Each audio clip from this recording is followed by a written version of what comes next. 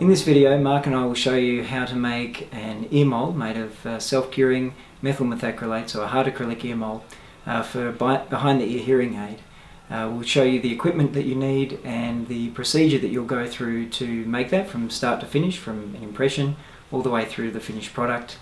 The information in this DVD is not intended to be used alone, but to be used in conjunction with training from an Ears Incorporated trainer or someone who's skilled in making such ear moulds.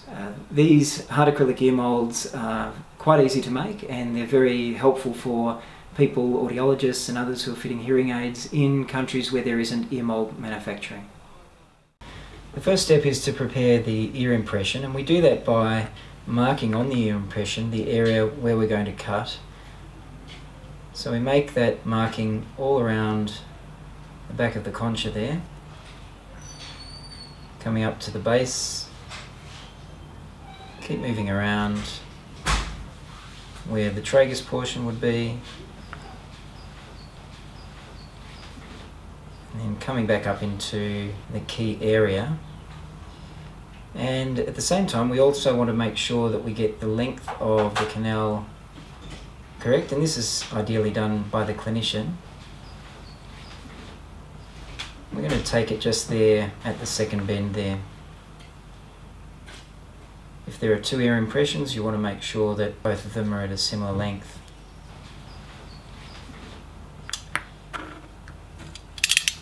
So then what we'll do is using a knife, we'll carefully cut along that line.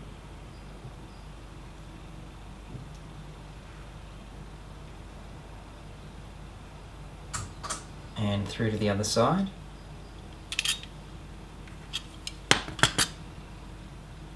Removing that portion. And so you've got a nice flat surface on the outside part. And then use scissors or the knife to remove that cotton thread.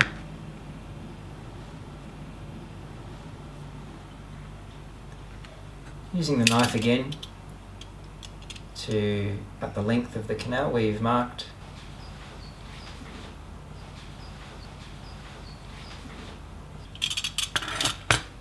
And again, you may have to just trim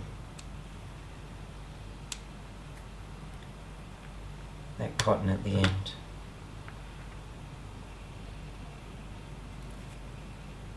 If it comes out and it leaves a mark along the line, that can be filled in later. And so there we have the impression ready for the next stage. Okay, so the next stage is to coat the ear impression with nail polish. And we put a toothpick just into the back of the impression there so that we can hold it without getting it all on our fingers. And then we put a layer of nail polish all around the surface of the impression, including the end. The nail polish can even fill in small defects like the cotton that was removed, and so we continue to do that until we've got a nice layer all over that. You don't need to do the back section there. Once that's done and it's fully coated, you can put it in a block. It will just stay there to dry. Now that we've prepared the ear impression, we need to prepare the form for the plaster cast.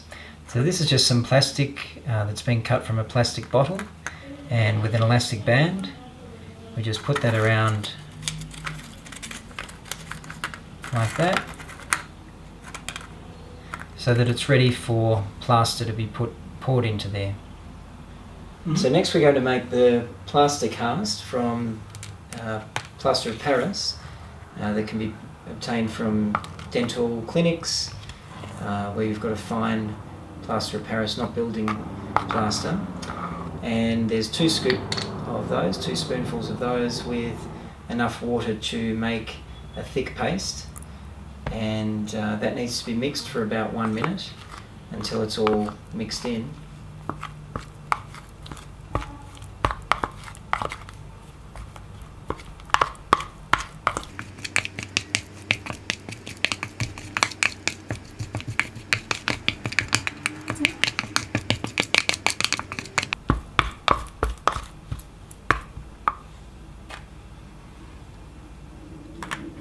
poured into the form to make the plaster cast.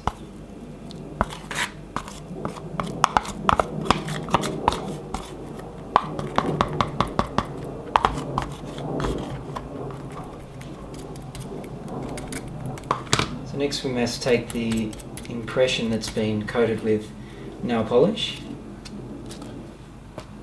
and take that off the toothpick. You can see there's a marking on the other side, so we know whose impression that is, and that needs to be coated a little bit in the crevices there so that it doesn't have any air bubbles, and then that can just be placed into the plaster.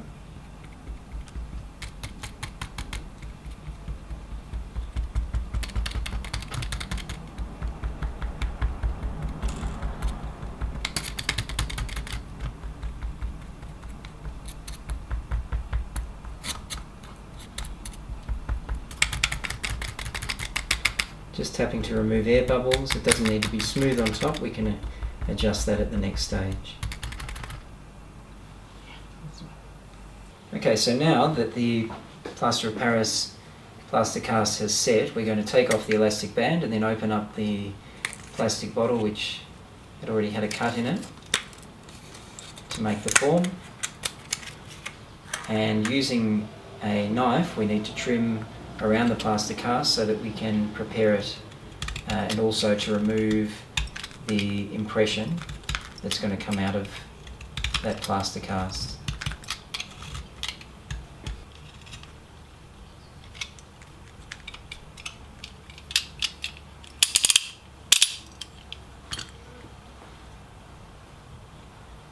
Now that that's been cut away, we can use tweezers or a similar implement to grab the top of the impression, so in the key area, and to pull that out of the plaster cast so it's being dislodged from that top section.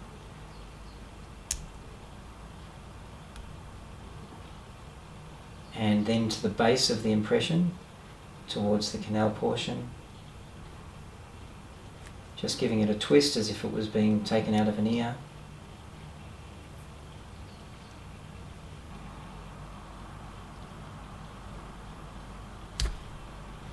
Until it's dislodged. Sometimes at the end there you can bring it out with your fingers rather than the tweezer, but that's fully removed and it's ready to be prepared for the next stage with a cotton bud that will then just smooth the contact areas in the plaster cast, out any loose plaster, any parts of the impression that might have been stuck, or any parts of the nail polish that might have come off, so that it's prepared for the next stage.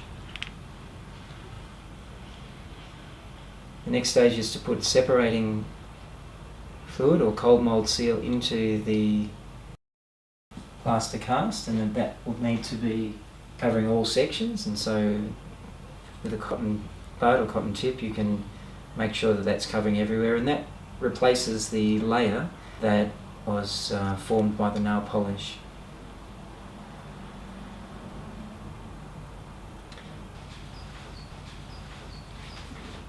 There will be an excess of fluid, and so that may need to be shaken out onto the ground or onto a surface until that drains out, so that it's completely coating. The next stage is to make the acrylic mould. This is using self-cure methyl methacrylate dental acrylic. And this is quite a smelly substance and a hazardous substance, so it needs to be treated with care. It should be done in a well ventilated area, whether that be through having an exhaust fan or through windows being open and fans running. So what will happen here is that we'll alternate the powder and the liquid within the plaster cast so that the two substances mix. So first we're going to add the powder into the base or the canal portion of that plaster cast using the pipettes, and we're just tapping all the way in there to create a lining, followed by the liquids going in, and that will dissolve, and if needed they'll just need to be tapped or moved a little bit in the plaster cast so that both of those substances combine well, powder doesn't dissolve into the liquid, you can create gaps in the ear mould where there's just a powder gap, and if there's too much liquid, it'll mean that the mould won't set.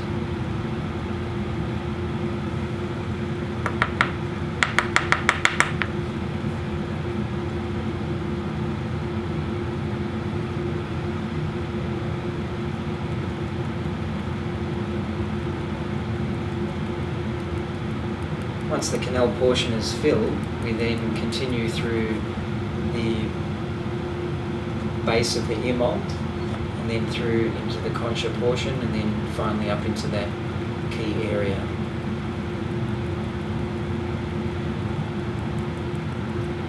You'll notice we've marked the plaster cast with the same markings that we had on the ear impression, so that we keep track of which ear mould we're making, because using this technique you can make quite a number of the ear moulds all at the same time.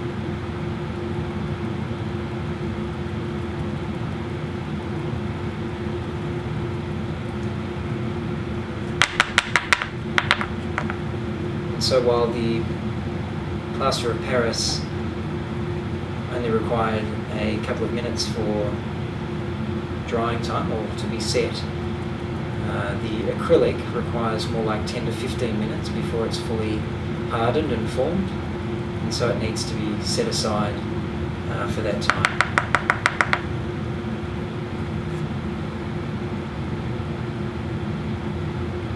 As you're nearing the top, we're only just putting a few small dabs of the liquid on, and then the last coating will be one of powder, so that we can just dust off the top and make sure that all of that liquid is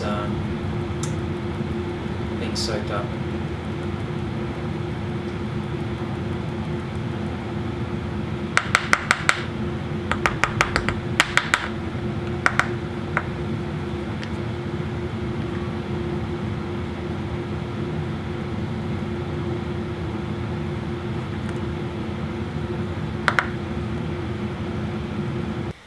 Okay, so the acrylic has set now, and we can cut it out of the plaster cast.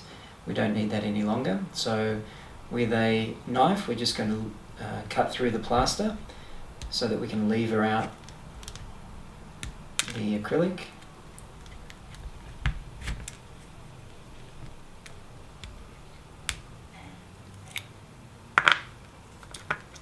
Just breaking that plaster off gently.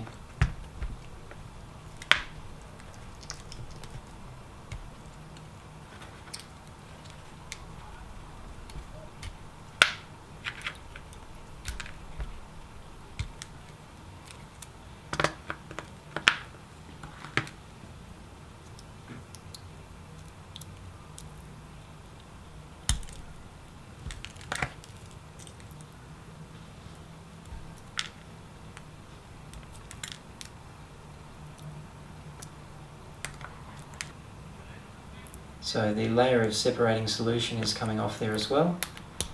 The hardest part to come out is just this section here between the key area and the canal. So that might need to be just levered out a little bit with the knife again.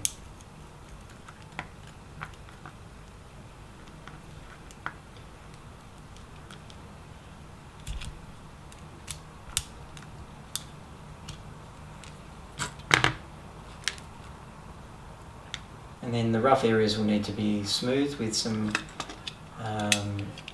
firstly we're going to cut that with the knife.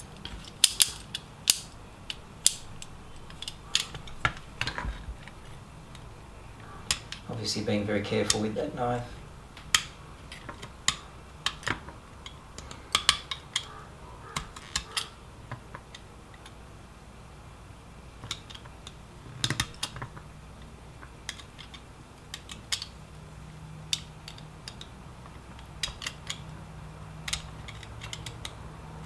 Continue to do that all the way around, but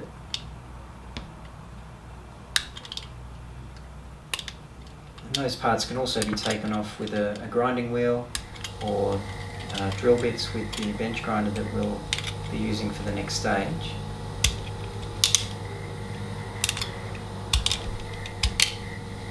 And similarly, to smooth the surface, we can also be using very fine sandpaper. So this one here is 150. Now that we've ground down the ear mould and that it's a smooth surface, we're ready to drill the hole through the canal bore, or the ear canal. And so we'll mark on that exactly where we're going to be drilling, and so that'll show us to keep a line along the ear canal, the sound bore. And we can have one hole for the ear tubing. We could also have a second for a vent. This particular mould is not needing an air vent, so we're going to drill the hole for this one now.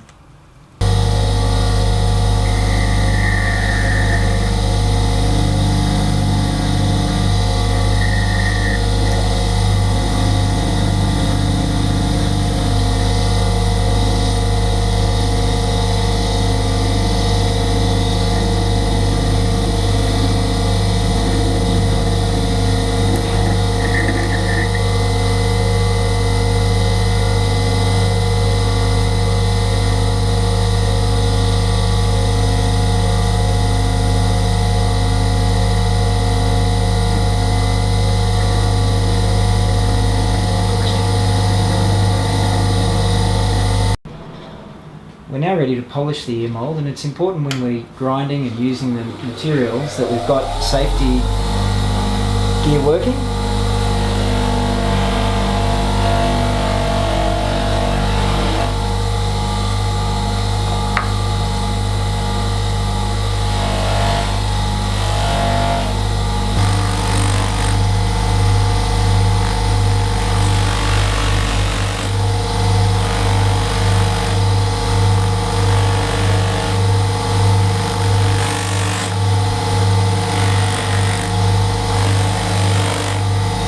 Okay, the final stage is for us to tube the acrylic ear mould so that it's ready for a behind the ear hearing aid. So with the hole already placed through the acrylic ear mould, we're now placing the tubing through. That's a 13mm pre-bent tubing that's been cut at the end, and so we place it as far as we can, and we can just pull that through. If it's a bit tough, we can get some tweezers or a line to pull it through.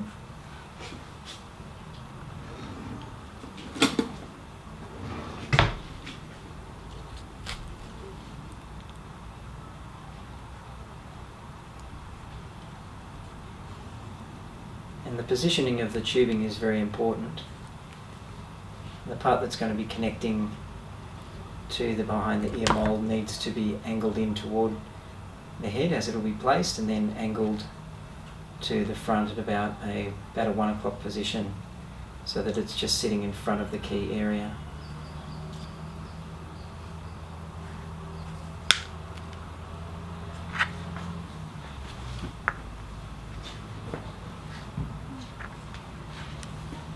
So now we need to glue it in place, and we do that at the end of the canal portion of the mould.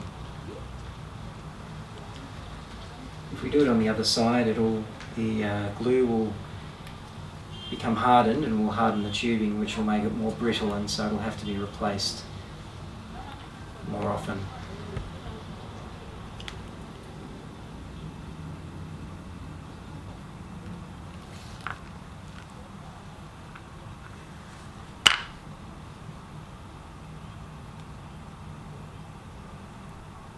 So the glue is placed around the tubing and then also down the canal portion, so that we're gluing it along the canal. It can be rotated around just so that the glue works its way down into the canal portion.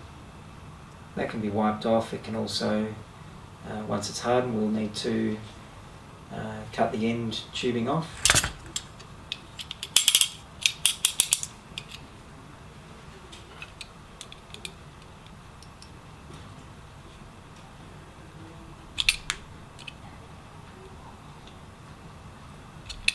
Just making sure there are no hard pieces sticking out at the end, so that it would rub on the canal wall as it's been placed into the ear. And that's our final product, our self-curing methyl methacrylate hard acrylic ear mould to be used with a behind the ear hearing aid.